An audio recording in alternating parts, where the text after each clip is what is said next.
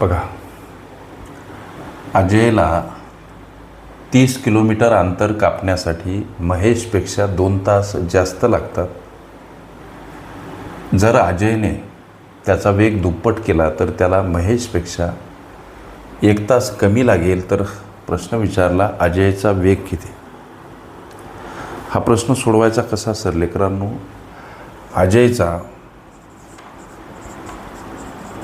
अजयचा मूळ वेग आम्ही x समजायचा. मग 30 किलोमीटर हे अंतर कापण्यासाठी त्याला लागणारा वेळ काय असेल?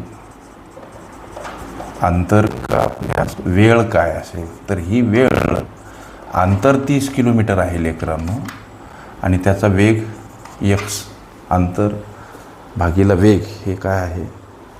वेळ काढण्यासाठीचं सूत्र आहे.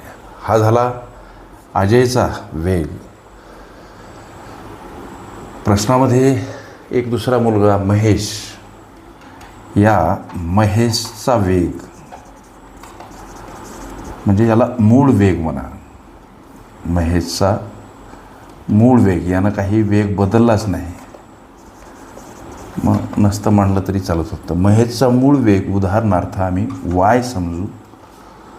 ते जे काही प्रश्नामध्ये अंतर दर्शवलं ते अंतर कापण्यास महेशला लागणारा वेळ किती? तर 30 छेदस्थानी y, अंतर भागीला वेग.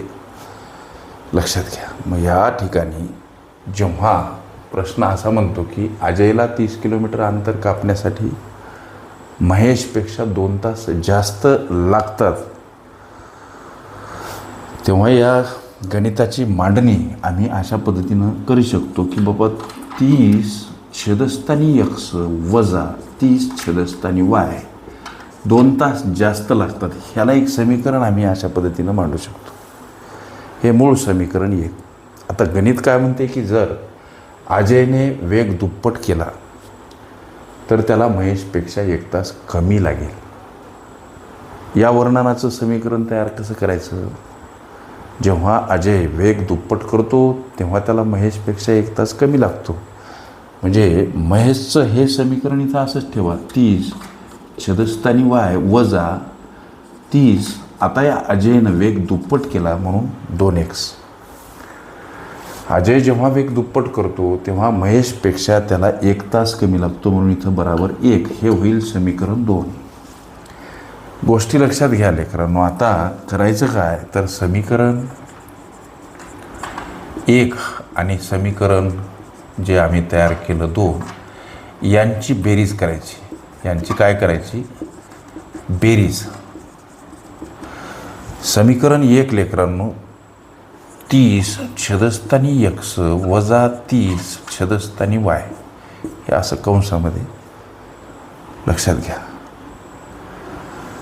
ह्याची बेरीज करायची म्हणून इथं अधिक चिन्ह, हे 2 1 नंतर मांडू. लक्षात घ्या, अधिक चिन्ह 30 छेदस्थानी y वजा 30 छेदस्थानी 2x.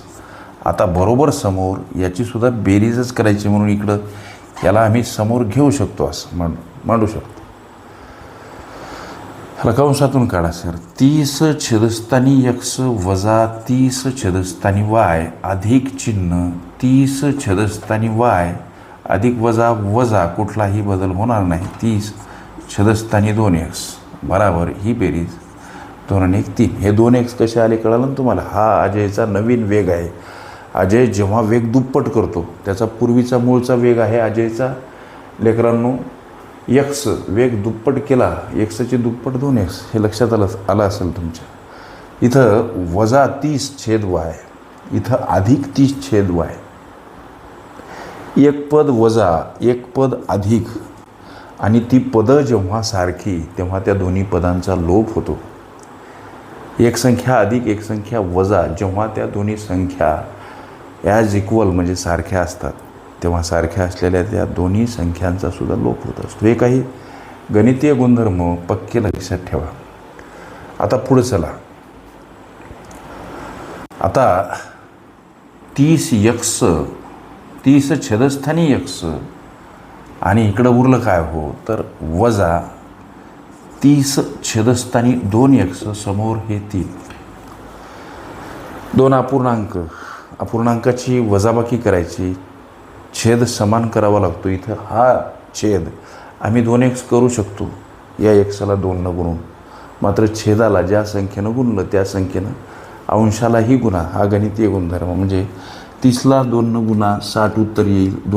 2 एक्सला गुणा उत्तर 2x आणि वजा 30 छेदस्थानी 2x ऑलरेडी दिलेले आहेत.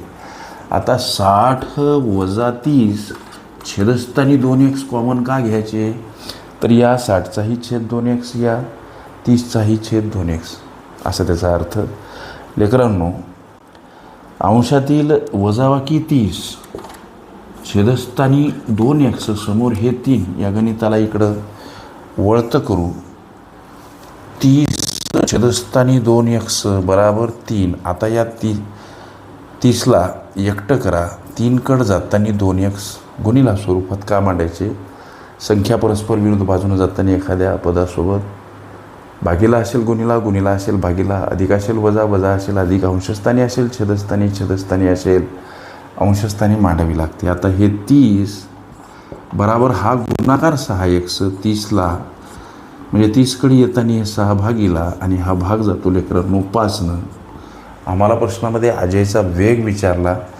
हे 5xचं मूल्य प्राप्त झालं. याचा अर्थ x म्हणजेच हा मूळचा अजयचा वेग आहे. काय हो तर 5 किलोमीटर प्रति तास. हा अजयचा वेग हे तुमच्या विचारल्या प्रश्नाचं लेकरांनो उत्तर. ओके. आंतरवेळ वेग रेल्वे प्रश्न ह्या माझ्या प्लेलिस्ट अवश्य बघा. त्यामध्ये विविध स्पर्धकांनी विविध अंगांनी विचारल्या संभाव्य अशा असंख्य प्रश्नांचा सराव तुम्हाला करता येईल.